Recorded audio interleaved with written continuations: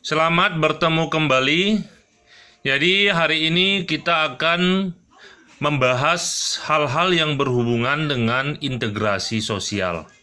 Jadi sebelum kita membahas tentang integrasi sosial, kita perlu mengetahui lebih dahulu permasalahan ataupun hal-hal yang terkait dengan integrasi sosial.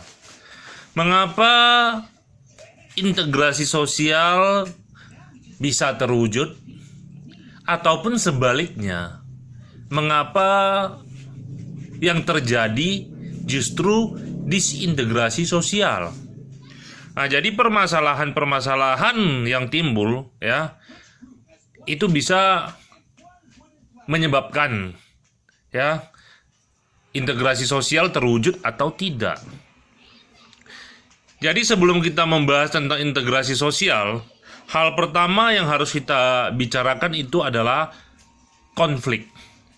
Karena konflik ini yang berpengaruh besar terhadap integrasi sosial. Konflik bisa menyebabkan terjadinya disintegrasi sosial, tetapi penanganan konflik yang tepat juga akan menghasilkan integrasi sosial terwujud di dalam kehidupan bermasyarakat. Nah, jadi sebelum kita berbicara tentang integrasi sosial, ketika kita berbicara tentang konflik, maka banyak hal-hal yang perlu kita pertanyakan.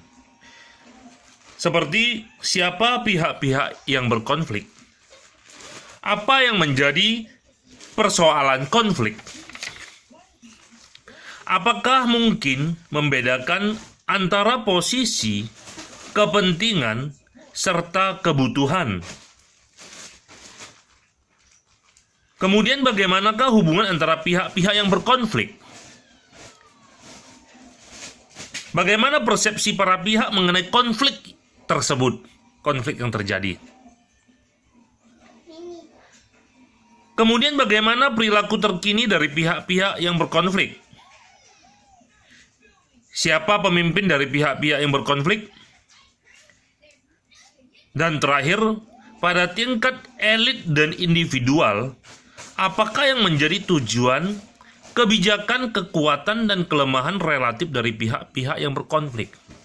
Jadi untuk menangani konflik, untuk menggali lebih dalam tentang konflik yang terjadi, minimal 8 hal tersebut itu harus kita telaah.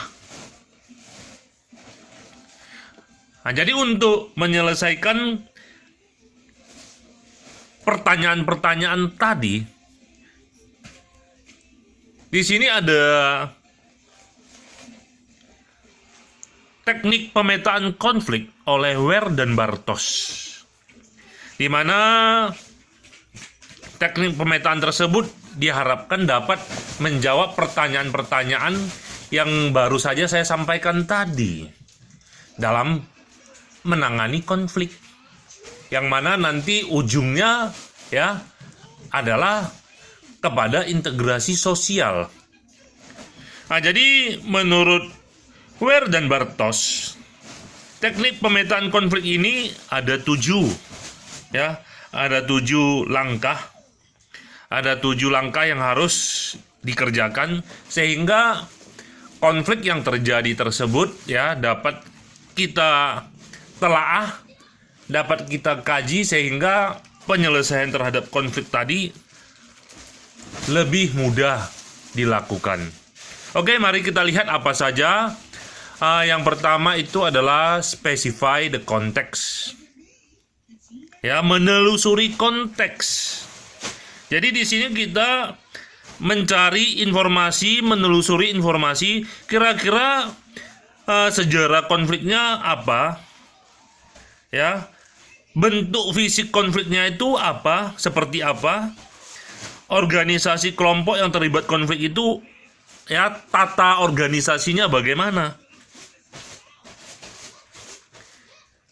Karena dalam hal ini kita ketahui bahwasanya konflik itu tidak muncul di ruang hampa. Tetapi ya konflik itu selalu dalam konteks politik negara, keluarga, kelompok atau komunitas. Sehingga sejarah konflik itu memang harus kita telusuri, kita cari. Sehingga nanti penyelesaiannya itu lebih gampang, lebih mudah. Baru yang kedua adalah identify the parties.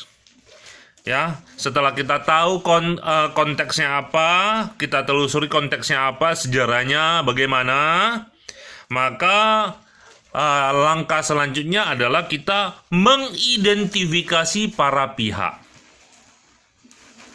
Ya, kita harus identifikasi kira-kira pihak-pihak yang berkonflik itu siapa saja. Ya, kemudian pihak utamanya siapa. Kemudian pihak konflik sekundernya, ya, pihak ketiganya. Nah, itu semuanya harus kita identifikasi, harus kita kenali. Ya, kita harus tahu apakah antara pihak utama, pihak kedua, pihak sekunder, pihak ketiga, ya, itu bagaimana perilakunya, ya, perilaku dan tindakan permusuhannya bagaimana, ya. Kemudian pihak sekundernya itu apakah memiliki kepentingan. Nah, itu semua harus kita identifikasi. Nah, baru kemudian langkah ketiga, kita lakukan separate causes from consequences.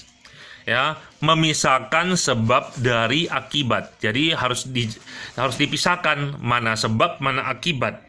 Ya, sehingga kita bisa tahu akar penyebabnya apa, kemudian nanti efeknya, akibat-akibat dari konflik itu apa.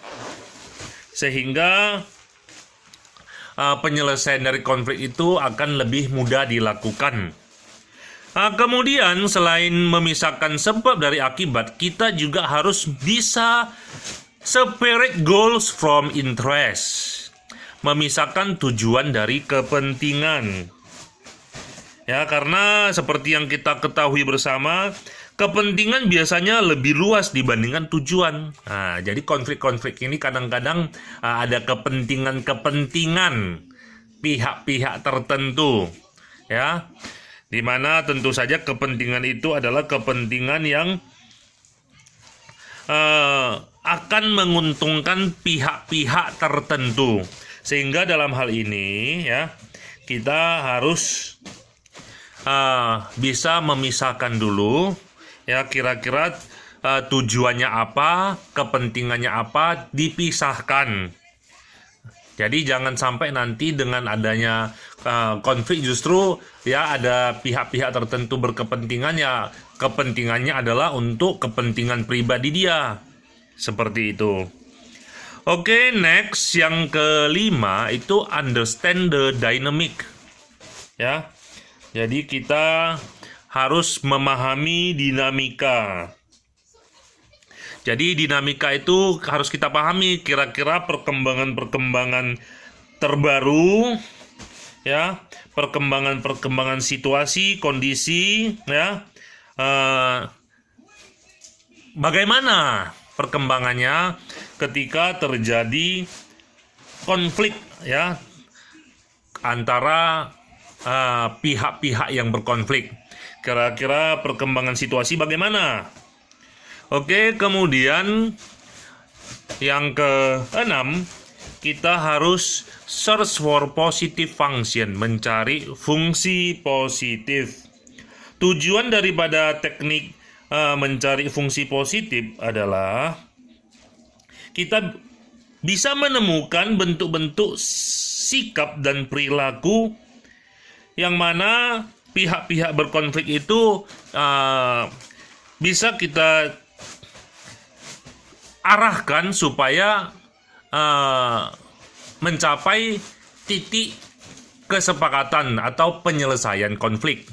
Jadi kita di sini harus mencari, ya, kira-kira dari sikap pihak-pihak yang berkonflik itu ada arahnya enggak kepada penyelesaian, ya. Nah, jadi di sini harus kita cari kira-kira ada enggak, ya, hal-hal positif sikap ataupun perilaku dari pihak-pihak yang berkonflik, kira-kira ada titik temu nggak seperti itu. Oke, baru yang terakhir itu adalah understand the regulation potential, memahami potensi regulasi. Jadi untuk menyelesaikan konflik, kita juga bisa menggunakan teknik memahami potensi regulasi ini, di mana kita harus mencari tahu kira-kira ada nggak aturan-aturan yang sahih, yang legal ya, di mana misalnya peraturan perundang-undangan ya, peraturan-peraturan dari pemerintahan ya, kira-kira ada nggak regulasinya. Nah, ada nggak peraturannya, yang mana peraturan tersebut dapat mengintervensi konflik yang terjadi, sehingga peraturan itu mampu menyelesaikan konflik. Ya, jadi dengan adanya regulasi tersebut, konflik tersebut bisa diselesaikan. Nah, jadi teknik ini juga bisa kita lakukan menurut ya Ware and Bartos ya, Ware dan Bartos. Nah, jadi ini ada 7 teknik ya yang bisa dilakukan dalam hal memetakan konflik ya, supaya konflik tersebut cepat selesai, cepat mendapatkan solusi, cepat mendapatkan penyelesaian, cepat mendapatkan mufakat, sehingga tujuan akhir yaitu integrasi sosial tadi dapat terwujud. Terima kasih telah menyaksikan. Kiranya apa yang disampaikan di sini bisa bermanfaat. Lebih dan kurang mohon dapat dimaafkan. Jika banyak kekurangan di sana sini, mohon saran dan kritik yang membangun. Terima kasih.